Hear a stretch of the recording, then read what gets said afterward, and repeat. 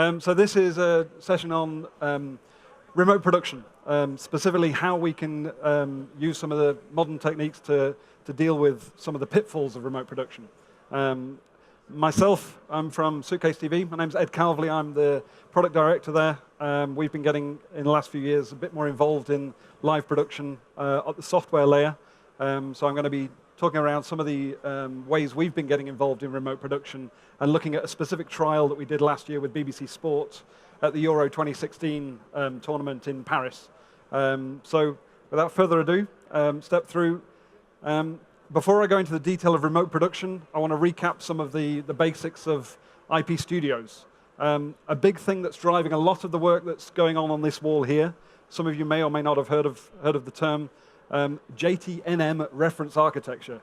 This is the joint task force that a few big organizations worked on a few years ago now to document what they believed the IP studio needed, all the various elements that were needed as part of that. Essentially, that document is what's driving a lot of the standardization work as we move to 2110, but also beyond that. 2110 isn't the end of it, it's just the first step on the path towards this reference architecture. I wanted to go through some of the standards that you may or may not have heard of as well. Again, if you look in the brochure on that's on reception or on the side of the thing, there are more detailed sessions that you can do again tomorrow and the next day that go into these in more detail. Essentially, where we were a couple of years ago, 2022-6, this is really just the first step, SDI over IP. It really is as simple as that. Take an SDI feed, encapsulate it in real time, and feed it through. It's all in one. So video, embedded audio, if there is any VANC data, it's all transferred together. But as a result of that, there's also a lot of blank signal, both in the terms of blanking, but also empty data that's wasteful. So it's not as data efficient as it could be. The other issue with 2022-6, of course, if you wanted to feed that signal to an audio mixer, it's a very high bandwidth feed. So one of the first steps on the roadmap is to separate off audio transport so that audio workflows can be done in a different way. So that's where TRO4 comes in. Still uses video in the same way. There could be embedded audio in there, but it could be individual audio. And perhaps the better solution for an IP studio is TRO3, where it's fully separated essence. So we keep the audio separate from the video and separate from any metadata. Now, this has been around for a couple of years, and there's a lot of work that's led into this interop session based on TRO3 and TRO4. And essentially, a lot of the work that has gone into 2110 is really standardizing those two earlier recommendations into a documented standard. Previously, they were just recommendations. So obviously, there's been lots of committee discussions on how to tweak those and agree on exactly how they should be implemented. So there are some slight changes. The important thing is, though, interoperable systems exist today. These, if you come and look at the wall here, people have been using these protocols now for quite a long time. 2110's in its final drafting stage, so you can go out there to the market. Plenty of manufacturers are showing systems that support this standard.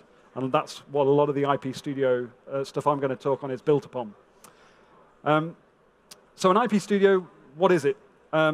Clearly, JTNM recognized for an IP studio to be useful, you need a separate transport of video and audio essence because you need to be able to feed different elements in a system. And all of those essence streams need to be referenced to some common time source. So you'll have heard the term PTP or something 2059. This is essentially replacing your Genlock or your LTC house clock, giving you a time and a frequency reference to let all your signals transport over these newer protocols. And if you go and look at some of these low latency hardware implementations of these protocols, you can build a traditional studio with IP interconnections instead of SDI. But what's the point? Really, if all you're doing is replacing SDI with IP, you're missing the point. This is the first step. We need to go beyond this, and that's where the next stage to a better IP studio is. One important step is automatic device discovery. So, if you take a camera off because it's gone faulty, you want to replace it, plug the fiber into it or whatever connection it is, and the system should detect it and configure it. You don't want to be messing around configuring IP addresses or anything. It should also allow hybrid workflows. That's something I'm going to be touching on in this presentation, and how we go beyond traditional replication of linear kind of studio kind of workflows.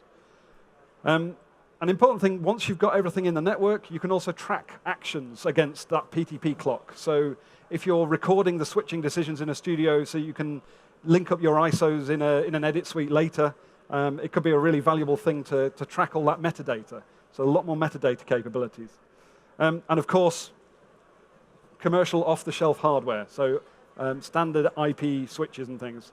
What I have discovered is not all IP switches are the same. You need really to be working with IP switch manufacturers who understand the needs of broadcast video. It's not really very familiar to most IT engineers.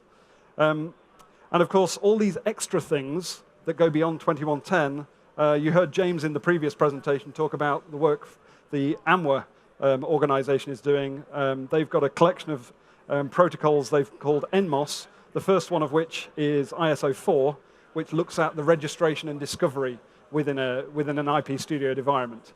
So again, that's the first step, but it's only one step. There's lots more steps to come. So here's the heart of an IP studio. Instead of a video router, you have an IP switch. Ideally, within that IP fabric, you should have some sort of registration, this NMOS registration protocol that I talked about before, and preferably some sort of time reference, so PTP. These can be built into the switches now. There are switches out there that can essentially run small virtual machines, so you don't need them to be separate processes. They can sit on the switch.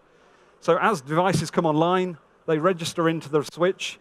Maybe they discover the timing reference of the system so they can capture at the right rate, notify what multicast streams that they're making available to the system. Other services connect into that switch, identify those streams, and are essentially getting you up and running. So as more things come online, we're adding audio into here, we can get audio into here. The whole system should come online automatically, within some constrained rules, of course, but that's the future. Importantly, because we're using things like 2110, audio and video data through the system can take different paths through the system. That's going to introduce different latencies. So time stamping against those PTP clocks is essential in order to allow you to synchronize video and audio, so that when you get to the point of needing to output something, either to a monitor or to a transmission chain, it needs to be locked in sync. And of course, there's all manner of other devices. It's graphics, there's processing devices. Now, there's a whole other presentation capability of how do you modify these timestamps if you go into a device that changes the signal, or what if you bring in sources from an external studio that have already got timestamps. That can be a presentation in itself. There's probably more people who are over there more qualified to talk about it than I. So I'll just skip on to talking about remote production, which is where I am focusing my time at the moment. So there are already deployed IP studio facilities in broadcast trucks. These are typically used on higher profile events. They're pretty expensive trucks, but they are existing today. Problem is, with any type of outside production like this, it's expensive. Sending production crews to site, sending operational crews and engineering crews to site costs money. Typically, it can cost more money than the hardware itself that you're sending to site, just because of all the transport and accommodation costs. So one of the focuses here at Suitcase TV is looking at how we can do remote production in a different way by leveraging the new IP techniques. So the biggest cost for many productions is people. So if we can move to a model where we've got remote production, where you keep some of the people, not necessarily all of the people, but some of the people back at the production center, where they go home at the end of the day and they aren't costing you money to be on site, we can do more productions for a lower budget. Now, this isn't just about making existing productions cheaper, it's opening up the market to more productions, more content. Live content is what's keeping viewers engaged with channels. So this is all about trying to get more content on air. Now, an obvious way of doing remote production that many people may have read about in press so far is simply bringing back all of the signals from the event site back to a fixed gallery in a production center.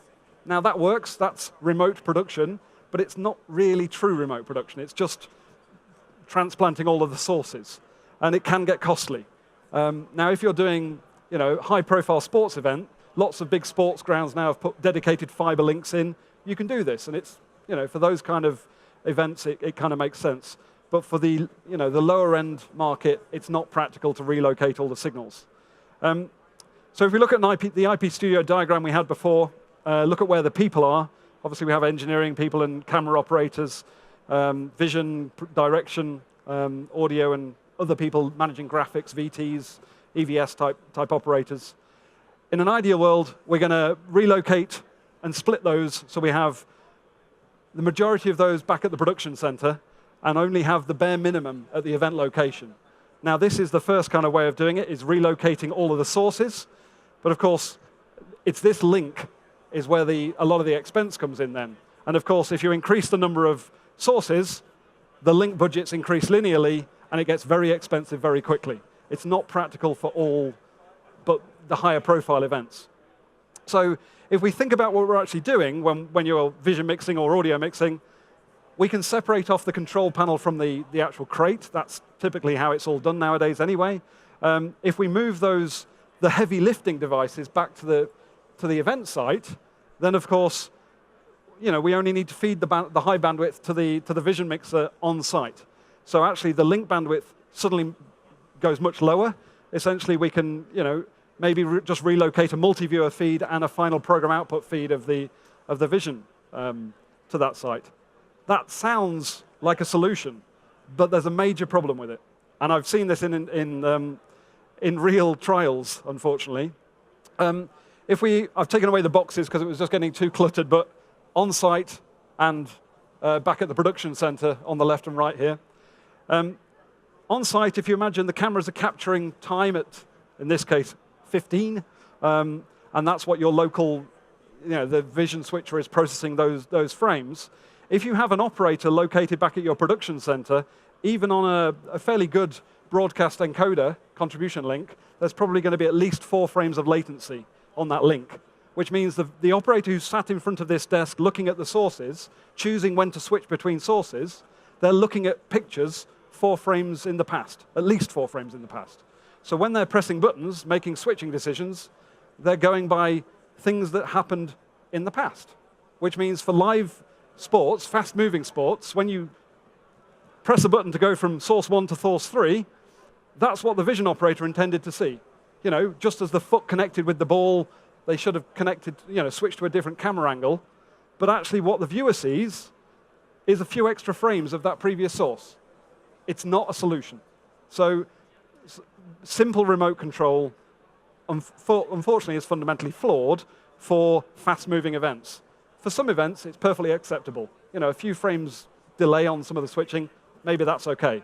But again, what we're trying to target is this fast-moving sports at the moment. So you can't get rid of the latency. Anyone who says they can get rid of the latency is lying. There's always going to be latency. The only true real-time video is analog video. We moved past that years ago. SDI has latency. It's just a very, very small latency. So we have to embrace it. We have to deal with it. So what I've been focusing a lot of our time on is how to manage that latency to allow you to do frame-accurate switching remotely. The way we've implemented that is take those sources, make proxy versions of them, so lower resolution, lower bitrate versions, timestamp them accurately against that PTP time clock, send those back to wherever you want your operators to be, back at the production center in this case, display them on a UI so that, just like before, they can see them at some sort of delay. I've rounded it to 5 frames here to cope with some variability perhaps. And of course, this link, if it was even further, it could be a bigger latency than that. Who knows? Now, of course, what we then do is we insert some buffering here on the event site where we store all of the high-res content in memory. We don't want to commit it to disk. That would lower its quality. We want to store it uncompressed in memory. And then we want to feed it into a vision mixing process and audio into an audio mixing process too at some time offset so that the actual vision process operates, in this case, 10 frames behind the actual capture time. That means that when an operator presses the button to switch between source 1 and source 3 at the point they see the action on screen, there's time for that message to get back to here, for the vision engine to connect to the appropriate multicast stream that's running in a delayed mode, and for the final program output to be switched on the correct frame. And with this compensation of the time, we can achieve this. Now, of course, that final mix is all well and good, but it's happening 10 frames behind real time, which means with the additional maybe of 4 frames latency on that link, the final program contribution, okay, we're looking quite far behind now. So clearly we can't use this for the operator. If we did, the operator would be pressing buttons and get really frustrated that 9 frames later they were seeing the switch happen, and that's not acceptable. So we have a solution for that, which is to do another mix using the proxy sources. Now, this could be done with traditional hardware, but of course, having 2 mixer crates gets expensive. We're doing it in software at the moment, so of course it's a bit more practical to do a second mix. But essentially, by using those proxy sources, we can simulate a real-time switching, so the operator, when they're pressing buttons, sees the program output change immediately, but actually the real high-res switching is happening back on site a few frames later. But importantly, what goes to where is what the what the operator intended to see. And with this method, we can handle any link latency. Now, if you're using packet resending technologies to kind of protect against going over public internet links, that could be a really big latency. That might not be practical for a vision operator to talk back to cameras, but maybe the use case justifies it, who knows. But where are we going? So that's good, but. And of course, we can do this with audio as well. That's the same thing. But what about if you've brought your operational staff back to the production center, you also want to have graphics operators back at the production center too. But they're in the production center, and you need to get those high-res signals to this mixer here. That's a bit of a problem. So it's not a big issue.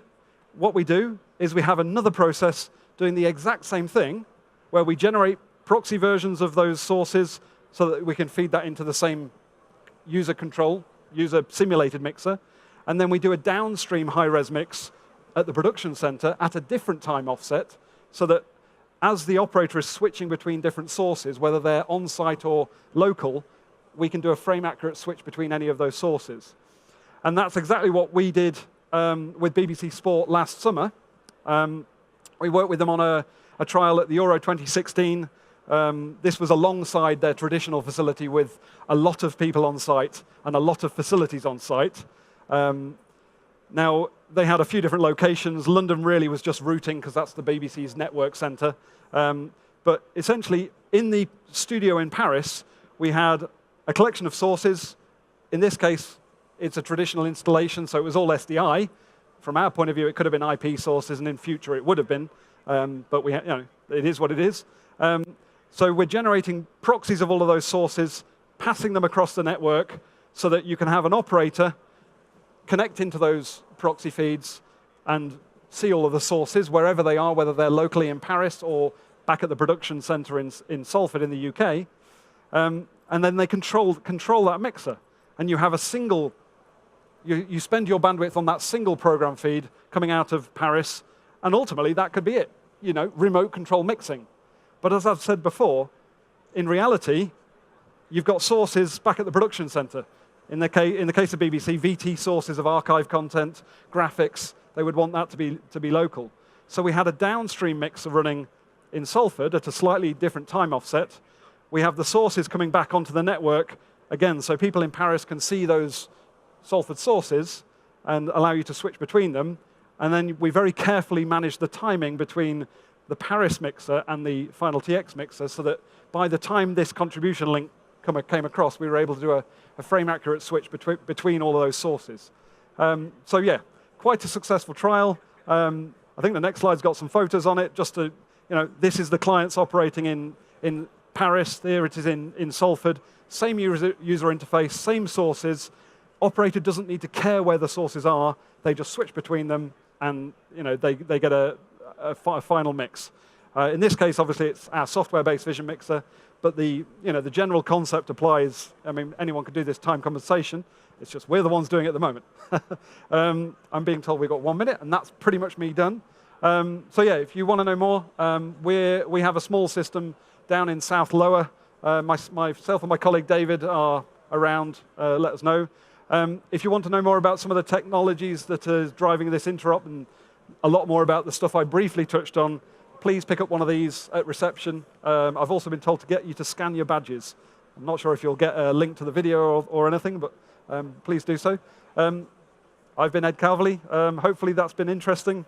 That's me done. Thank you very much.